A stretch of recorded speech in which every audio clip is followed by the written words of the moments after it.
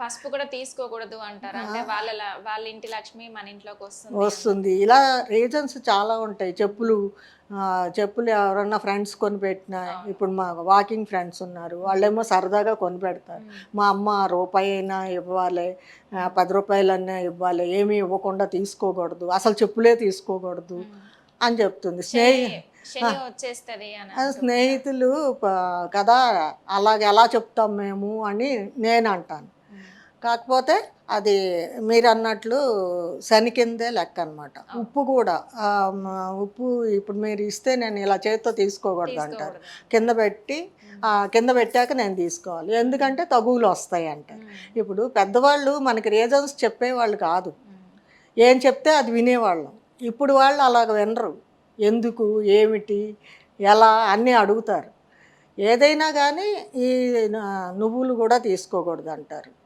మరి కొంతమంది నువ్వుండలు ఇస్తున్నారు, పేరెంటాలకి వాటికి వెళ్ళినప్పుడు నువ్వుండలు ఇస్తున్నారు. నువ్వులది ఏది చేత్తో తీసుకోకూడదు అంటారు. నువ్వుల నూనె అయినా సరే కింద పెడితే, నూనె సీసా అయినా కూడా ఒకళ్ళొకళ్ళ చేతుల్లో తీసుకోరు, కింద పెడితే పక్కన వాళ్ళు తీసుకుంటారు.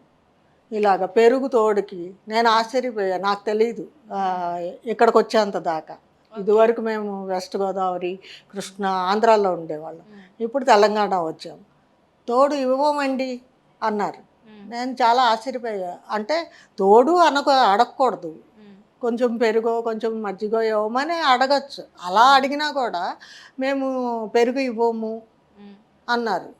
అంటే ఏదో తోడుని కోల్పోవటం. తోడు అంటే ఎప్పుడు మనకి తోడుగా ఉండేవాళ్ళు కదా. నేను ఇప్పుడే ఎవరి ద్వారానో విన్నాను ఈ మాట, ఎంతవరకు నిజమో నాకు తెలియదు. తోడనే అడుగుతాం మనం ఎవరింటికి వెళ్ళినా కూడా. అలా అడగకూడదని కొంతమంది అంటారని తెలుసు.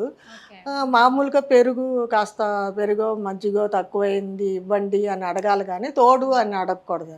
ఆ తోడు అంటే మనకి తోడుగా ఉండే వాళ్ళంతా దూరం అయిపోతారు తోడు అని అడిగితే, వాళ్ళు ఇవ్వటానికి కూడా అందుకే ఇష్టపడరు అన్నారు.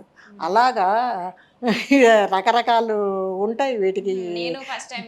అదే తోడు గురించి మాత్రం అసలు నాకు విన్నప్పుడు భలే అనిపించింది. ఇంత ఉందా దాంట్లో అర్థము. మామూలుగా తోడు అనేది మనం జతకి వాడతాం. ఇప్పుడు భార్యాభర్తలు తోడు నీడలా ఉండాలి అలాంటి వాటికి వాడతాము. ఈ పెరుగుకొక్కటి తోడు అని ఎందుకు వాడతామో అసలు ఆలోచించలా నేను. తోడు అంటే అది కామన్ పదం కాబట్టి ఎక్కడికన్నా అవసరమైనప్పుడు మన ఇంట్లో లేకపోతే పక్కింటికి వెళ్ళి తెచ్చుకుంటాం అలాగే. కానీ దాని వెనక ఎంత అర్థము పరమార్థము